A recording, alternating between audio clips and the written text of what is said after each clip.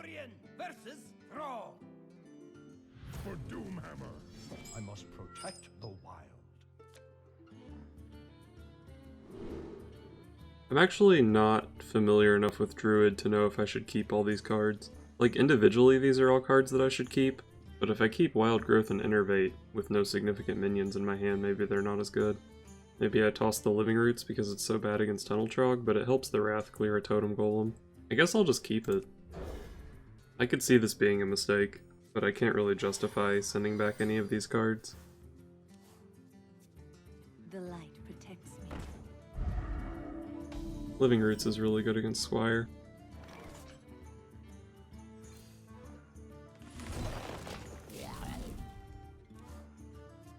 I can even play the Djinni next turn if I want.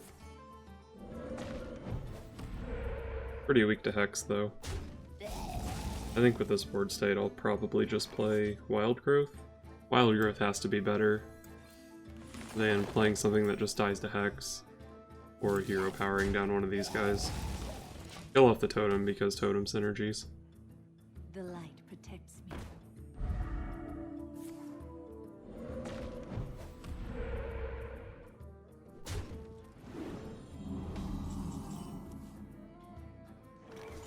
I don't really want to drop the Fandral with nothing to go with it. Especially since I have Innervate Wrath in my hand, it's pretty easy to play Fandral and get some value in the same turn. If I coin out Djinni here, I have the Moonglade Portal Innervate for next turn, but I don't have another minion to target. It would have to be exactly the Living Roots. Is it too passive if I just Hero Power Pass? Time waits for no one. I think I like just Hero Power Pass here. For the wild, time waits for no one. He's had two really weak turns. He's hero powered on turns 2 and 3, so maybe his hand has a lot of removal in it. If I play the Djinni, I'm just giving him a play. And if I play the Djinni and it gets hexed, I don't really have a good follow-up to it anyway.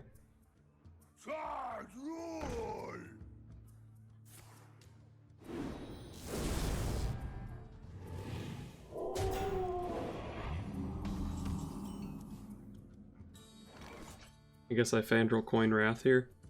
Seems pretty solid.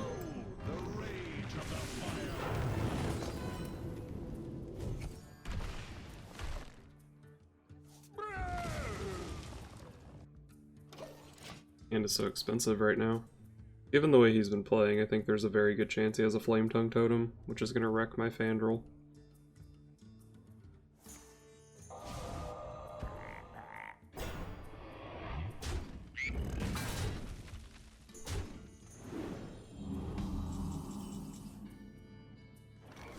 I could try to do something cute here, like play out a Djinni and then next turn go Living Roots for the minions and play a Moonglade Portal on one of them.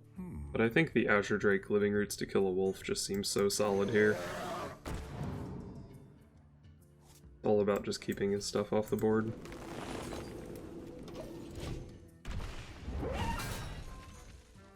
Honestly, given all the cards he has in his deck, the Hex on the Fandral last turn was a pretty bad removal. Maybe he'll have a hard time dealing with the Azure Drake. Oh, just kidding. He rolled spell damage.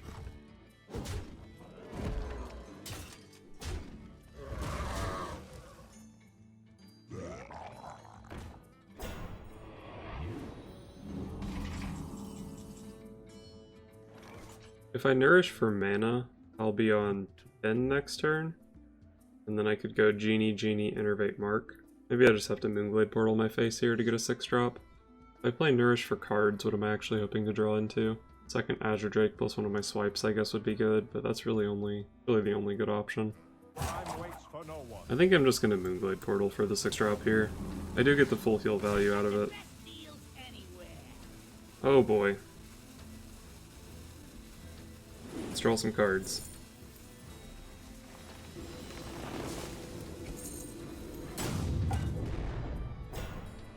Should have made that turn quicker. I had mana for Raven Idol there. I played the Mark on the Gadgetzan Auctioneer, just so it doesn't die for free to the thing from below. He can still kill it with a weapon plus his 2 small minions, but that's a little bit worse for him, I think. That could have been a really good turn for me if I had given myself enough time to play the Raven Idol. What to do? This also means that I lose the Mark of the Wild for the Djinni combos.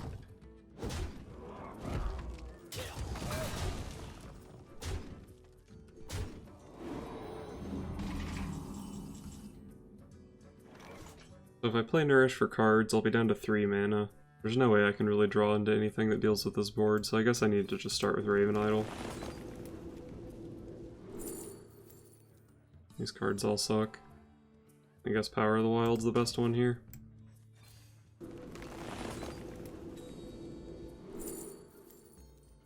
These cards all suck too. I guess Bite lets me kill the thing from below.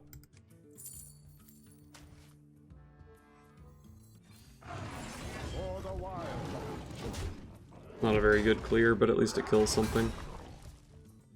There is a lot at stake here.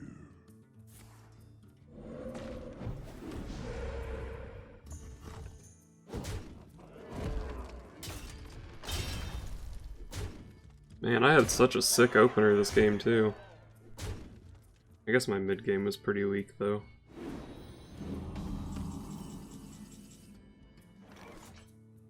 I don't think I can actually draw into anything here, but I'll try.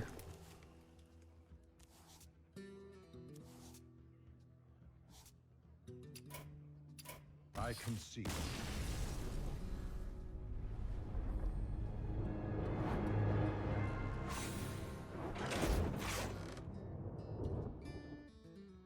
Malfurion versus Valera. Watch your back. I must protect the wild. Living Roots isn't very good against Rogue. Neither is Wrath. They don't really play minions in the early turns, I'd rather just have a Wild Growth. I don't even know if I play Living Roots on turn 1. Rogue usually just daggers on turn 2. His hero power just deals with the Living Roots for 3. It deals like 3 damage to him. I guess if he's a more aggressive Rogue list that's playing like Hucksters and Swashbucklers, maybe it's good. And I guess most decks are playing Swashbuckler, but I can just hero power that guy down. I feel like it might be better to hold the Living Roots for like a turn 6 Azure Drake Living Roots to remove an SI7 agent or something.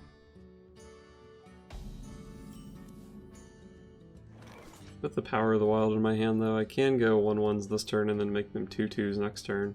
But is that even good? They'll just die to like backstab an SI7 agent. I have to commit 2 cards to it. Seems kinda shitty. What to do?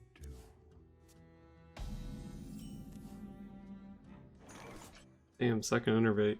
I could play the Djinni here, but it probably just gets sapped. Might play it next turn, but I don't think it's worth playing here. For the wild.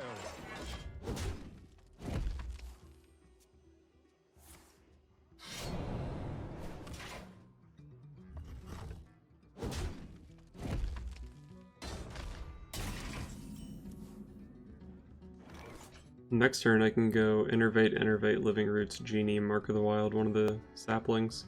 Maybe I just Innervate out the Djinni here. The only real answer to it would be Sap. I guess there's also like preparation plays. Backstab, Eviscerate. Okay, I guess there's actually a lot of answers to the Djinni here. Time waits for no one.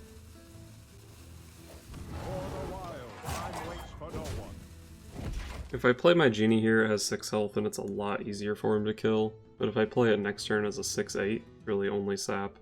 But if he has the sap, I might get wrecked. I'll still have a 3/3 taunt and a 1/1 on the board. The 1/1's pretty good behind the 3/3 taunt, because obviously the dagger can't get to it, and then I can just replay the Djinni the next turn. I don't know, it's definitely a really all-in play. Thank you.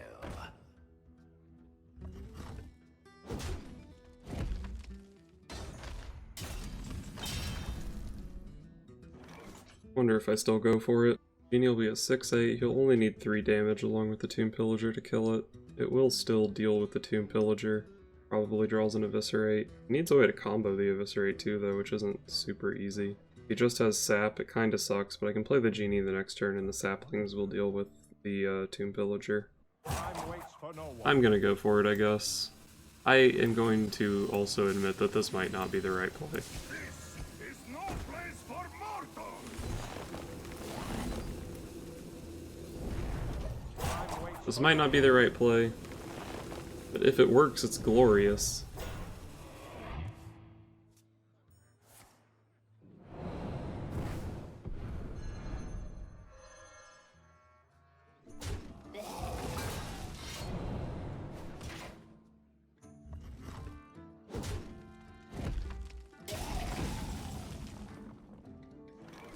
Well, that kinda sucked.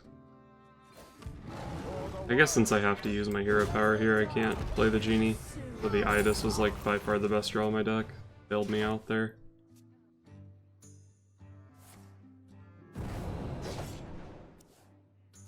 Ha, this guy's toast.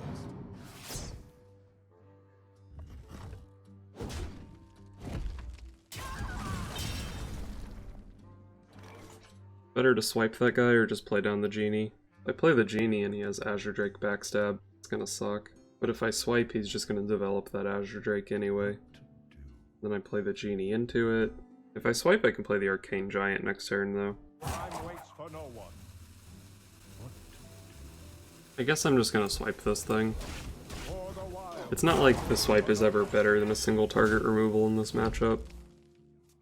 It'd be nice if I could hit an Azure Drake instead of an SI7 agent, but removing a minion is still solid. And I do like the flexibility of being able to play an 8/8 this turn.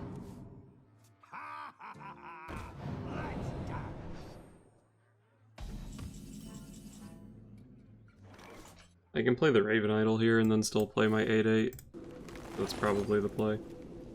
You know how I said the AoE part of swipe would never be relevant? This would be a really good swipe. If I take the Feral Rage, I can clear off the Azure Drake this turn. Actually pretty nice. The Mark of Yasharaj combos with the Genie of Zephyrs. That'd be a sick turn 9 Power of the Wild Genie Mark of Yasharaj. I think I only draw one card off that, but they both get the buff. But that's 2 turns away. I'm really far behind against a rogue, and I'd have to leave an Azure Drake on board. I guess I'm taking the Feral Rage. For the wild. I think I'm in really bad shape right now. Times like this that I wish I was playing 2 Nourish. Maybe I should cut a Mark of the Wild for a second Nourish. The Marks are kinda shitty. If I'm cutting a Mark, I might want to cut the Idis too. Well, this is really bad. I'm just gonna try to put a couple minions on the board. Clear off that guy. Giving a rogue 2 ticks of Thorson is basically a death sentence. I think the Shiv indicates that he's playing a Malygos Rogue, which means that I'm probably dead to Malygos next turn. I might even be dead to Malygos this turn. I'm not sure if I could have done much different this game. Sometimes as the Druid you just draw an all-in hand with all your ramp, and then if they have the sap you get kinda wrecked. Maybe I wasn't in bad enough of a spot that I had to go all in though.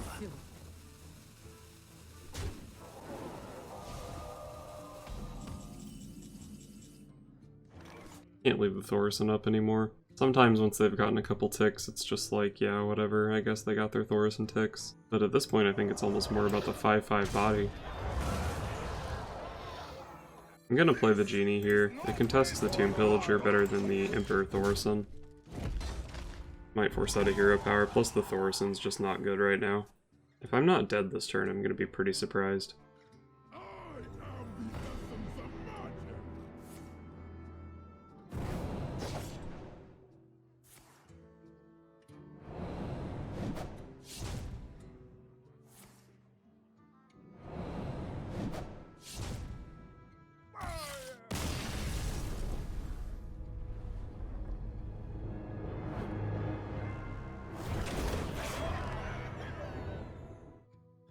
Malfurion versus Valera. Watch your back. I must protect the wild. I don't think Wrath is a good keep against Rogue. I think in this matchup the only cards I would keep are Innervate and Wild Growth.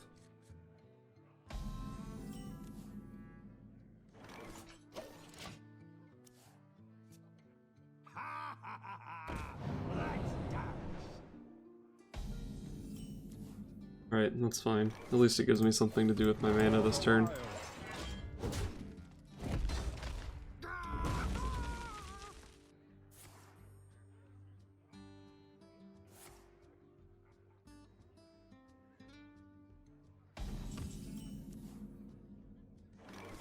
The Journey Belows might tell me that this is a Death Rattle list. Sometimes that card's played in the Questing Adventurer lists, though. I don't think this is a matchup where I need to get Bandroll Raven Idol combos going.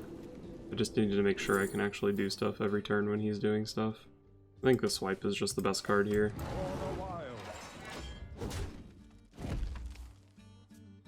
Time to die.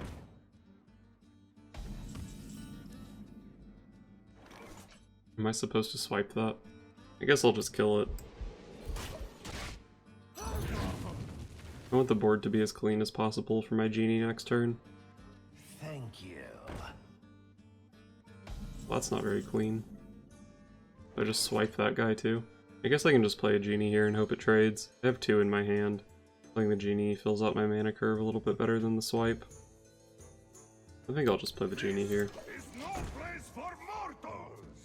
It's not super likely that he can deal with it without using the Tomb Pillager, but he is a rogue, so it's certainly possible. Especially given that he has that Sharp Fork in hand.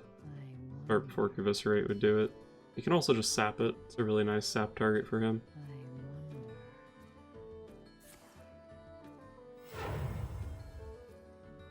Ha, this guy's toast.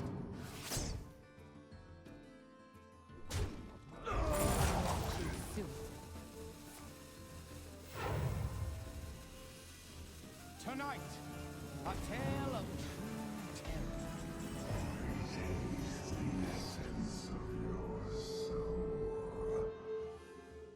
Well, that kind of answers my question about whether or not it's in his off list. I can clear his board with swipe Living Roots. Seems pretty solid. But then I give up my minions, so I can't really use Djinni, Living Roots, Mark of the Wild, or something like that as a combo. I guess that's fine, though.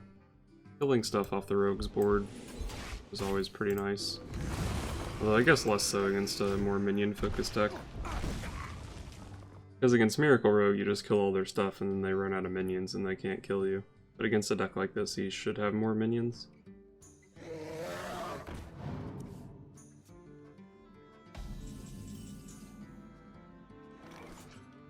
I kinda want to draw cards with Nourish here, but maybe it's better to just throw down the Djinni. It is still a 4/6 against an Azure Drake. He had to trade the Tomb Pillager into the first Djinni, so it's not super likely that he has a better answer to this Djinni. I guess I like just playing the Djinni here. I could have even thrown the Mark of the Wild on it just to make it harder for him to remove, but then it gets a lot more wrecked by Sap, and against something like Backstab, it's not even really that much different. Choose soon.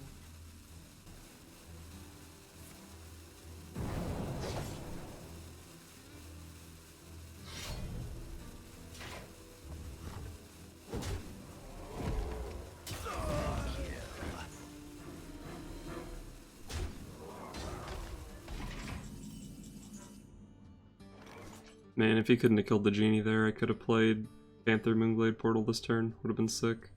So there's really only 2 plays this turn, I think. Nourish for cards or Moonglade Portal. If I Nourish for cards, I can't draw into anything that's really helpful this turn.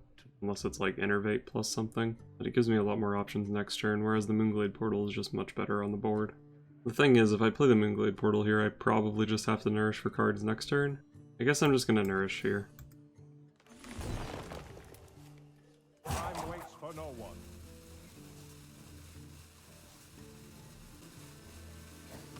For the wild. Time waits for no one. Orison would be really nice to play with this hand, but I don't know if I'll have the chance to do it. I have no time for games. It's a really good card to get from Journey Below.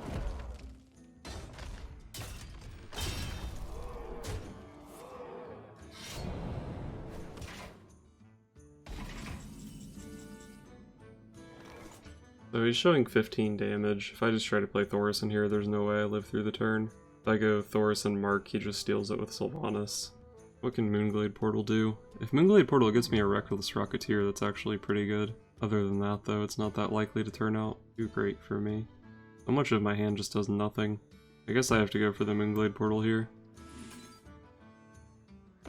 Unless I think it's okay to let him steal a Thaurissan. It'll be a 7-2.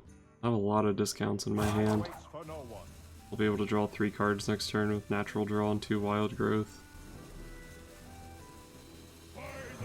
I'm actually going to go for this play.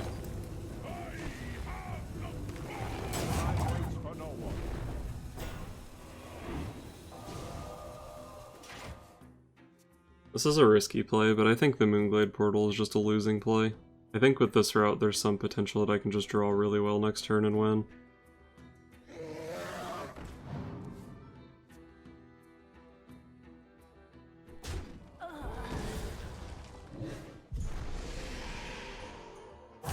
choose soon.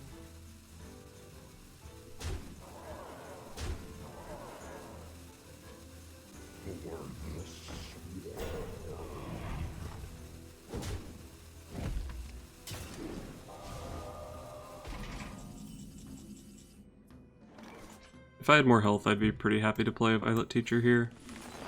But the army of 1/1s just doesn't do anything. I need to draw into board clears and stuff.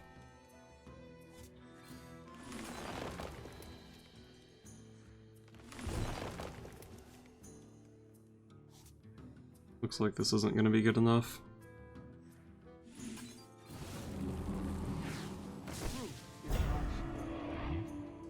Sunwalker's actually pretty nice. I'm not going to do the math to see if this keeps me alive, I'm just going to play my stuff.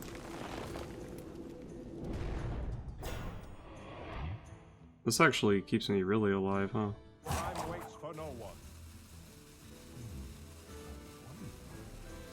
Time waits for no one.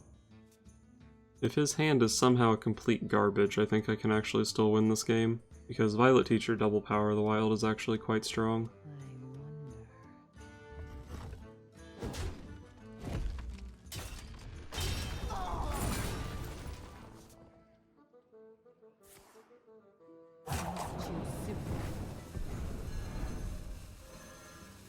I have no time for games.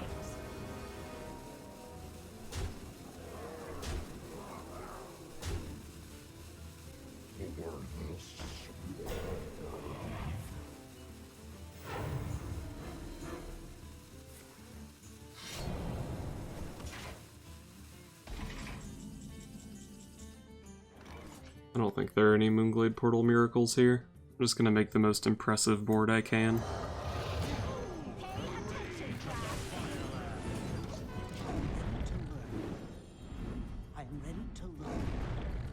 It's just too slow.